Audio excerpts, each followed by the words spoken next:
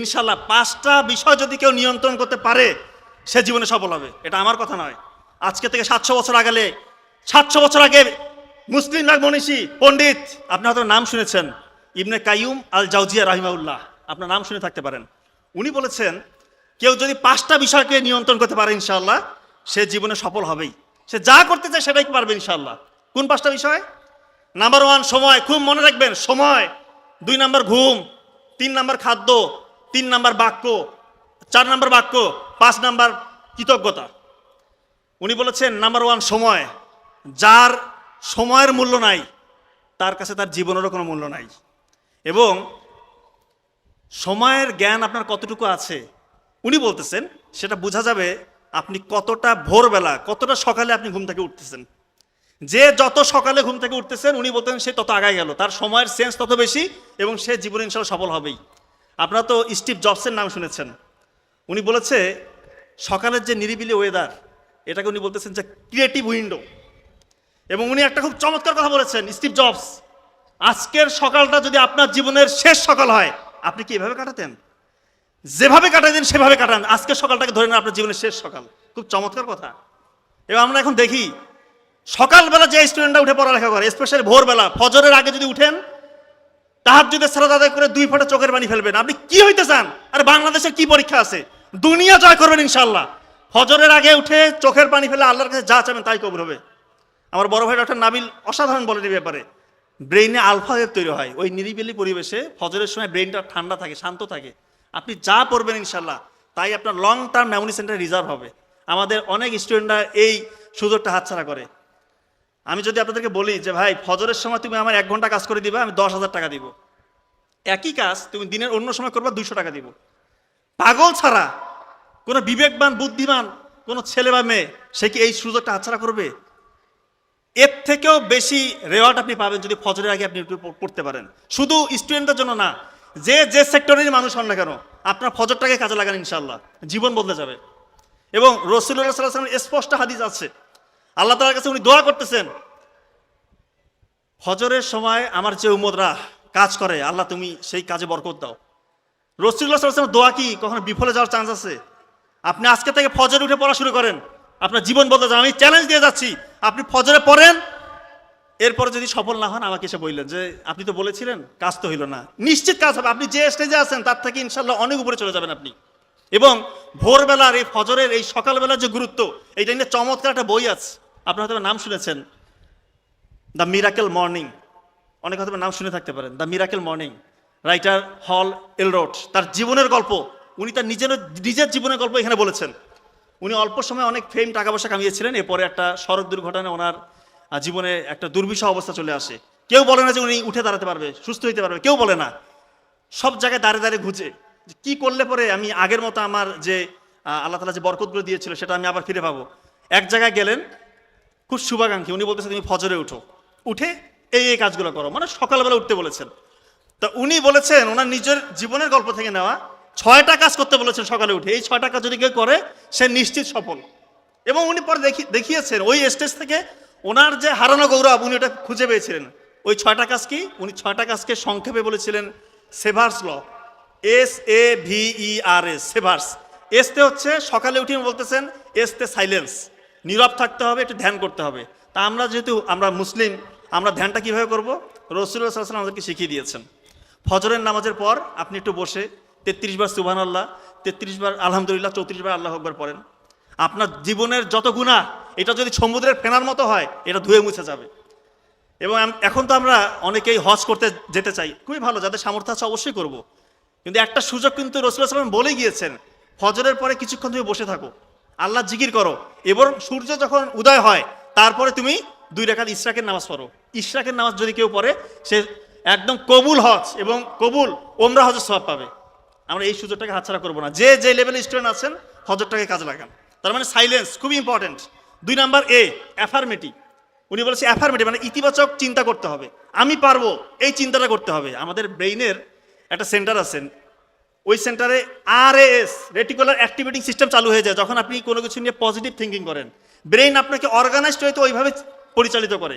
আপনি যখন চিন্তা করবেন যে আমি এটা হব, ইনশাল্লাহ আপনি সেটাই হতে পারবেন।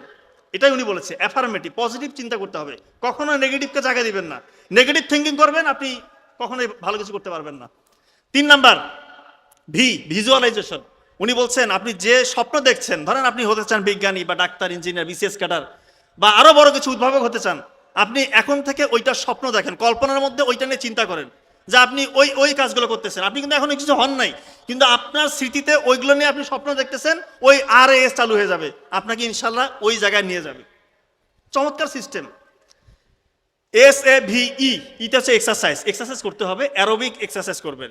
অর্থাৎ যে এক্সারসাইজ করলে পরে আপনার শরীরে একটু ঘাম ছুটে, রক্তটা একটু টকবগে হয়, চলন্ত রক্তে কখনো রোগ জীবাণু বাধা পারতে পারে না। অনেকে আছে শুয়ে বসে দিন কাটে, এটা করবে না। ছেলে মেয়ে যে আছেন, সকালবেলা উঠে আধা ঘন্টা একটু এক্সারসাইজ করবেন, একটু ঘাম ছুটাবেন, দেখবেন যে আপনার ব্রেনটাও চাঙ্গা হবে, আপনি সুস্থ থাকতে পারবেন। আর তো হচ্ছে রিডিং, পড়তে হবে। সকালবেলা উঠে এগুলো করলাম কিন্তু পড়লাম না, তা হলো না। পড়তে হবে, এবং পড়ার সিস্টেম আমরা জানি যে 80% নতুন পড়া পড়বো, 20% পুরানো পড়া পড়বো। 80% নতুন, 20% পুরনো, মানে রিভিশন আপনাকে দিতে হবে, না হলে ওই পড়াটা লং টার্ম মেমোরি সেন্টারে রিজার্ভ হবে না। সর্বশেষ এসতে হচ্ছে স্ক্রাইবিং হচ্ছে লেখা। উনি বলেছে কেউ যদি পড়ার পাশাপাশি লিখে, ওর ওই পড়াটা দীর্ঘমেয়াদী স্মৃতি সেন্টারে রিজার্ভ হওয়ার প্রবণতা অনেক গুণ বেশি, এবং বিজ্ঞানী এটা প্রমাণ করছে। পড়ার সাথে সাথে লিখবেন, আপনার জীবন বদলে যাবে ইনশাল্লাহ। এক্ষেত্রে আমি একটা সত্যি ঘটনা বলি। ক্লাস 9 পর্যন্ত কিন্তু আমি ব্যাক বেঞ্চার ছিলাম, ব্যাক বেঞ্চার। নাবিল ভাই বলতেছে যে ভাই তুই একটা কাজ কর, তুই যে প্রশ্নটা পড়তেছিস সেটা শুধু লেখ, আর কিছু করতে হবে না তোকে। ক্লাস 9 আমি গ্রামের স্কুলে ব্যাক বেঞ্চার।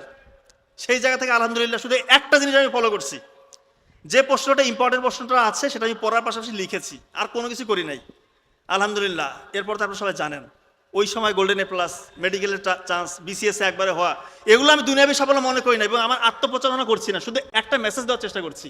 আমার মতো ব্যাক বেঞ্চার যদি একটা জিনিস ফলো করে হয়, আপনারা আমার থেকে 1000 গুণে ভালো। ইনশাল্লাহ আপনার ফজরকে কাজে লাগান, এই 6টা কাজ করেন, দেখবেন যে ইনশাল্লাহ জীবন বদলে যাবে। তো আমরা কিন্তু আসি ইবনে কাইয়ুম আল জাওজিয়া রাহিমাহুল্লাহ, উনি যে 5টা কথা বলেছিল তার মধ্যে নাম্বার 1 কথা বলছি আমি, সময়। তার মানে সময়টা কাজে লাগাবেন যদি আপনি সকালে উঠেন। নাম্বার 2, উনি বলেছেন ঘুমটা আপনাকে ঠিকমতো ঘুমাইতে হবে। ঘুম নিয়ে আমরা অনেক কথা বলেছি। এশা সালাতের পর যে যত দ্রুত ঘুমিয়ে যাবে, তার জীবন ইনশাল্লাহ সে তত উন্নতির দিকে চলে যাচ্ছে। কারণ এই সময় ব্রেইনের প্রিফ্রন্টাল কর্টেক্স এবং হিপ্পোক্যাম্পাস, এই দুইটা জিনিস তত কার্যকরী ভূমিকা পালন করবে যদি আপনি আগে ঘুমান। রাসূলুল্লাহ সাল্লাল্লাহু আলাইহি ওয়াসাল্লাম আমাদেরকে সেটাই বলেছেন যে এশার নামাজের পর দ্রুত তোমরা ঘুমিয়ে যাও। যে যত টাইম স্পেন্ড করবেন, আপনাদের কোয়ালিটি স্লিপ হবে না। কোয়ালিটি স্লিপ না হলে কি হবে? অনেকে দেখেন না যে একটা সহজ জিনিস ডিসিশন নিতে পারে না, কি সিদ্ধান্ত নিবে, সিদ্ধান্তহীনতায় ভুগে।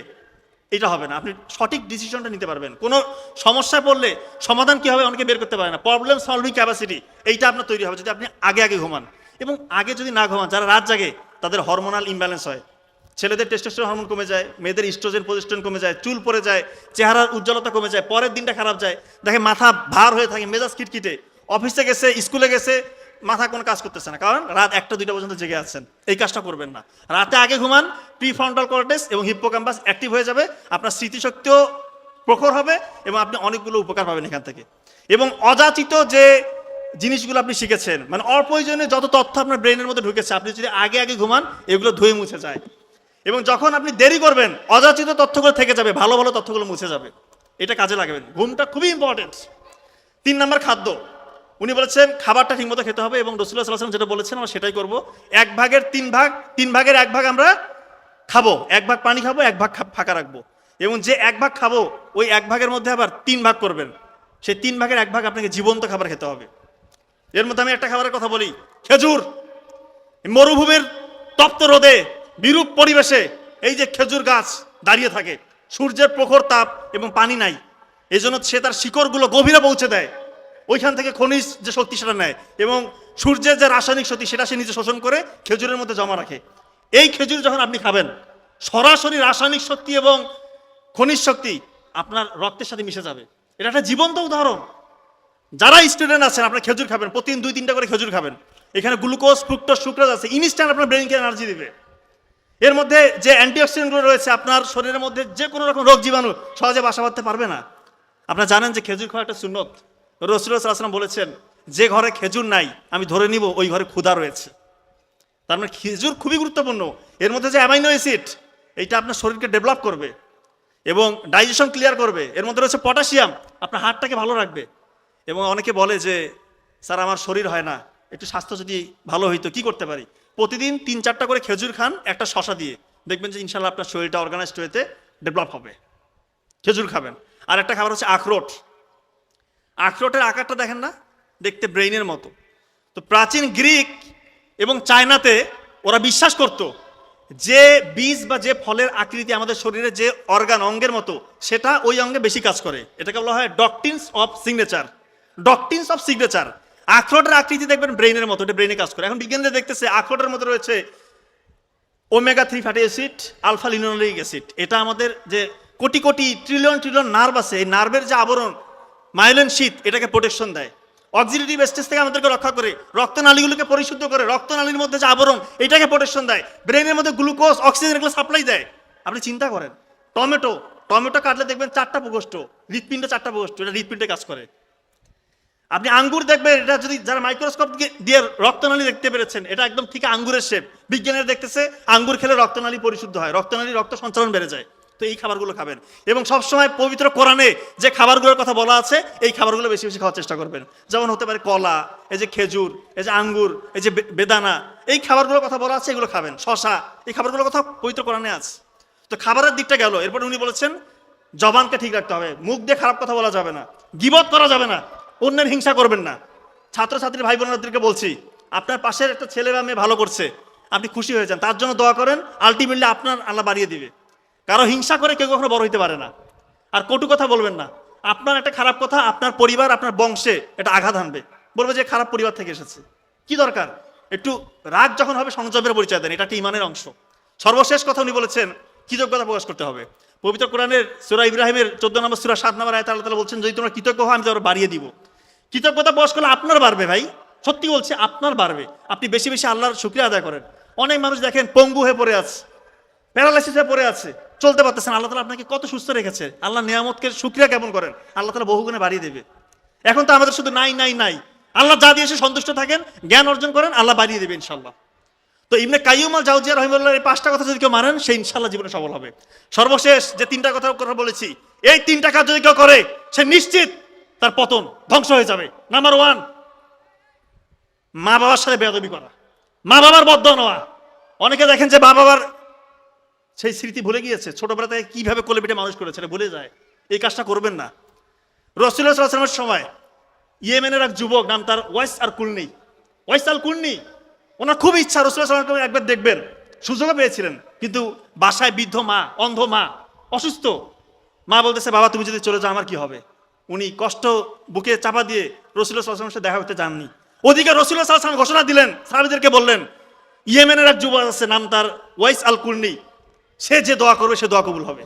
চিন্তা করেন, মা বাবার খেদমত করে কেউ কখনো ছোট হবে না, আল্লাহ তাআলা তাকে বহুগুণে বাড়িয়ে দিবে। হ্যাঁ, এক্ষেত্রে অনেকে আবার মা বাবার খেদমত করতে গিয়ে, স্পেশালি মায়ের খেদমত করতে গিয়ে অনেকে আবার নিজের স্ত্রীর সাথে স্ত্রীর হক আদায় করেন। এটা যেন না হয়, ইনজাস্টিস করবেন না।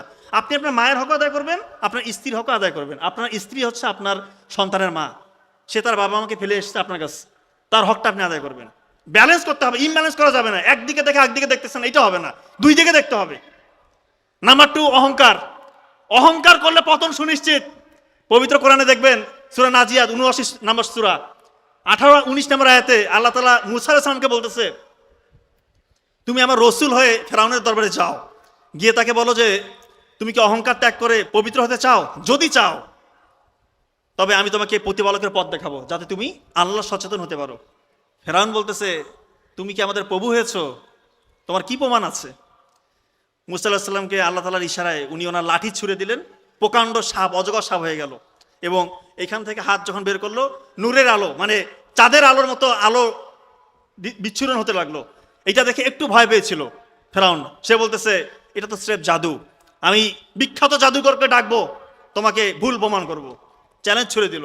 এই যে সম্মেলন, এর থেকে মহা সম্মেলন, হাজার হাজার মানুষকে সমবেত করা হলো এবং মিশরের সব থেকে মানে নাম্বার 1, মানে এখন দেখেন খেলাধুলায় মেসি, রোনালদো, নেইমার এগুলাকে হায়ার করে নিয়ে আসছে যে মুসাকে পরাজিত করতে হবে।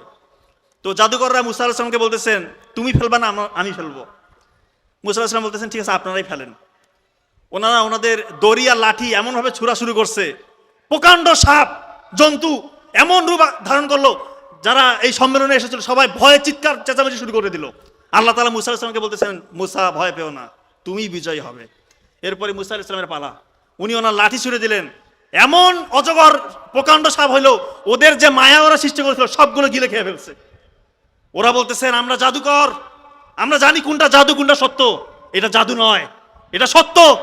আমরা আজকে থেকে মুসা এবং হারুনের রবের আমরা তার একাত্মতা, তার সাথে তাকে রব হিসেবে মেনে নিলাম, তার প্রতি ঈমান আনলাম। এই দৃশ্য দেখে ফেরাউনের অবস্থা চিন্তা করেন। সে ক্রুদ্ধ হয়ে রেগে গিয়ে বলল, তোমাদেরকে আমি এনেছি, তোমরা আমার অনুমতি ব্যতীত তার রবকে তোমরা স্বীকার করেছো, আমি এখন তোমাদের হাত পা কেটে খেজুর গাছের সাথে ঝুলিয়ে রাখবো। জাদুকররা বলল, তোমার যা খুশি তোমরা করতে পারো, কিন্তু যে সত্য আমরা দেখেছি এই সত্য থেকে আমরা বিমুখ হব না। আলটিমেটলি এরপরে ফেরাউন আরো চড়া হয়েছিল, মুসা আলাইহিস সালামের গোত্রকে ধ্বংস করতে চেয়েছিল। আপনারা জানেন সে পতন হয়েছে নীল নদে ডুবে। নমরুদ আল্লাহর সাথে যুদ্ধ ঘোষণা করেছে। ইব্রাহিম আলাইহিস সালামকে নমরুদ বলতেছে, তোমার রব কি করে? ইব্রাহিম আলাইহিস সালাম বলতেছেন, আমার রব জীবন দেয়, মৃত্যু ঘটায়। বলতেছে, এই দুইজন কয়েদিকে নিয়ে আসো, বন্ধুকে নিয়ে আসো। একজনকে মৃত্যু দেওয়া হলে আরেকজনকে ছেড়ে দিল। বলতেছে, আমি মৃত্যু দেই, আমি জীবন ঘটাই। নমরুদ বলতেছে ইব্রাহিম আলাইহিস সালামকে। ইব্রাহিম আলাইহিস সালাম বলতেছেন, আমার রব সূর্যকে পূর্ব দিকে উদিত করে, আপনি পশ্চিম থেকে উদিত করে দেখান। নমরুদ পারতেছে না, রেগে গিয়ে বলতেছে, ঠিক আছে, যুদ্ধ হবে তোমার রবের সাথে। আলটিমেটলি জানেন ন্যাংরা মশা দিয়ে তাকে মেরে ফেলছে। এবং প্রথম উদ্ধত প্রকাশ করেছিল ইবলিস শয়তান। আল্লাহ তাআলা ওনাকে অনেক ভালোবেসেছিলেন। ইবলিস শয়তানকে কম ভালোবাসছিল আল্লাহ তাআলা? আগুনের তৈরি, তার সামনে আদম আলাইহিস সালামকে কাদামাটি দিয়ে তৈরি করেছিল। এরপরে আল্লাহ তাআলা যখন ইবলিস শয়তানকে বললো যে তুমি আদমের সেজদা করো, তার ইগো, এই যে হিংসা, তার অহংকার জাগ্রত হলো। সে বলল, আমি আগুনের তৈরি আর কাদামাটি দিয়ে তৈরি করলেন আদমকে, আমি তাকে সেজদা করব? এটা হয় না। এই যে আল্লাহর সাথে অদ্বৈতপূর্ণ আচরণ, তার পরিণতি আপনারা দেখেছেন। এই জন্য অহংকার করবেন না, পতন সুনিশ্চিত হয়ে যাবে। সর্বশেষ কথা, গোপন গুনাহ এবং অশ্লীলতা যারা নিমজ্জিত, ধ্বংস আপনাদের অনিবার্য। এখন আমি একটা কথা বারবার বলি, এমন কোন স্টেজের স্টুডেন্ট নাই আমাকে ফোন দিয়ে কান্নাকাটি করে না, যে গোপন গুনাহে লিপ্ত না বুঝে করে ফেলেছে, আজকে জীবন হেল হয়ে গিয়েছে, তার স্মৃতিশক্তি কাজ করে না, তার চেহারা উজ্জ্বলতা নাই, চুল পড়ে যাচ্ছে, বিয়ের পরে সংসারগুলো টিকতেছে না। প্রবাসী ভাইরা বলতেছে, স্যার এমন ভুল করছি, এই যে অশ্লীলতা ছড়াচ্ছে, এই যে মোবাইল ফোনগুলা, এগুলোকে দেওয়া হয়েছে যুবক সমাজদেরকে ধ্বংস করার জন্য। আর এখন যুবক সমাজ এই ফাঁদে পা দিয়েছে, এটা শয়তানের ফাঁদ। এই কাজ করবেন না, গোপন ইবাদত করেন, আল্লাহর কাছে এইটা থেকে মুক্তির জন্য দোয়া করেন, না হলে কোনো মুক্তির রাস্তা নাই। বিশ্বাস করেন, যত কাজই করেন কোনো কাজে বরকত পাবেন না যদি এই গোপন গুণ, এই অশ্লীলতা যদি ছাড়তে না পারেন, আপনার পতন সুনিশ্চিত। আপনি কত বড় হয়েছেন, আপনি ছাত্র, শিক্ষক, বড় মেম্বার অফ পার্লামেন্ট, ডাক্তার, বিজ্ঞানী, আপনার পতন সুনিশ্চিত। আপনাকে এমন অবস্থার সম্মুখীন হতে হবে, আপনি ওটা চিন্তা করতে পারবেন না, চিন্তা করতে পারবেন না। বলবেন, এরকম কেন অপমানিত হচ্ছে, আমি জায়গায় জায়গায় হেও হচ্ছি, কেন হচ্ছি? আল্লাহ তাআলা আপনার জীবন থেকে রহমত বরকত উঠিয়ে নিয়ে যাবে, কারণ আপনি গোপন গুনাহ লিপ্ত। এই দয়া করে গোপন গুনাহ ছেড়ে দেন, গোপন ইবাদত করেন, আল্লাহ তাআলা আপনাকে আকাশচুম্বী সাফল্য দেখাবে ইনশাআল্লাহ। আপনারা একটা গল্প বলে শেষ করি। এক তরুণ বালক, সে তার শিক্ষকের কাছে গিয়ে কান্নাকাটি করছে, চোখের পানি ফেলছে, চেহারার মধ্যে হতাশা। শিক্ষক বলতেছেন, বাবা তুমি কাঁদো কেন, কি সমস্যা? যে আমি যা পড়ি কোনো কিছু আমার মাথায় থাকে না, কিছুই মনে রাখতে পারছি না। এক দৃষ্টিতে বালকের দিকে তাকিয়ে ওই শিক্ষক বললেন যে, বাবা শোনো, জ্ঞান হচ্ছে আল্লাহ তাআলার নূরের আলো। এই আলো সেই হৃদয়ে স্থান পায় বা স্থির হয় যে হৃদয়ে কোনো গোপন গুনাহ, যে হৃদয়ে কোনো পাপ বাস করে না। ওই দিন থেকে উনি পাপ থেকে নিজেকে মুক্ত রেখেছেন। ওই ব্যক্তির নাম জানেন? ইসলামের 4 ইমাম, তার এক ইমাম শাফি রাহিমাহুল্লাহ। ওনার যে মাযহাব, ওনার কোটি কোটি ওনার অনুসারী রয়েছেন। এরপরে উনি শুধু ইতিহাস রচনা করেছেন। উনি বলেছেন, আমার স্মৃতিশক্তি এরপরে এমন হয়েছে, আকাশ ছোঁয়া স্মৃতিশক্তি, আমি যা পড়ি তাই মনে থাকে, প্রতিটা পৃষ্ঠা উল্টাই আর আমাকে দ্বিতীয়বার পড়তে হয় না। এত স্মৃতিশক্তি আল্লাহ তাআলা তাকে দান করেছে। সে অশ্লীলতা থেকে নিজেকে দূরে রেখেছে। এবং আপনার কি অবিশ্বাস হচ্ছে যে মানে পাতা পড়তেছে, স্মৃতিশক্তি এতটাই প্রখর? এখন দেখেন জাকির নায়ককে দেখেন না, চোখের সামনে দৃষ্টান্ত। কি সে জানে না রে বাবারে? পবিত্র কোরআন, হাদিস, বাইবেলের old testament, new testament, Bhagavad Gita, বেদ, তোরা, ত্রিপিটক, কোনটা গ্রন্থে তার নলেজ নাই। যে কোনো একটা বিষয় বলতেছেন, এমনভাবে কোট করতেছে মনে হচ্ছে যে কম্পিউটার ছেড়ে দিয়েছে। আল্লাহ তাআলা কি জ্ঞান দিয়েছে! এজন্য বলবো, আপনার শিক্ষার্থী, গোপন করা ছেড়ে দেন, গোপন ইবাদত করেন, আল্লাহ তাআলা ইনশাআল্লাহ বহুগুণে বাড়িয়ে দেবে। সর্বশেষ কথা, এখানে সবাই এসেছেন, সফল হতে আমাদের আলটিমেট ডেস্টিনেশন পরকাল। ইনশাল্লাহ আমরা পরকালে তবেই সফল হব। অন্যের কোনো হিংসা করবেন না, গোপন গুনাহ ছেড়ে গোপন ইবাদত করবেন, অন্যের ভালো চাবেন, সবসময় আল্লাহ তাআলাকে জিকিরের মধ্যে রাখবেন, মা বাবার খেদমত করবেন, জীবন বদলে যাবে। ধন্যবাদ সবাইকে। আসসালামু আলাইকুম ওয়া রাহমাতুল্লাহ।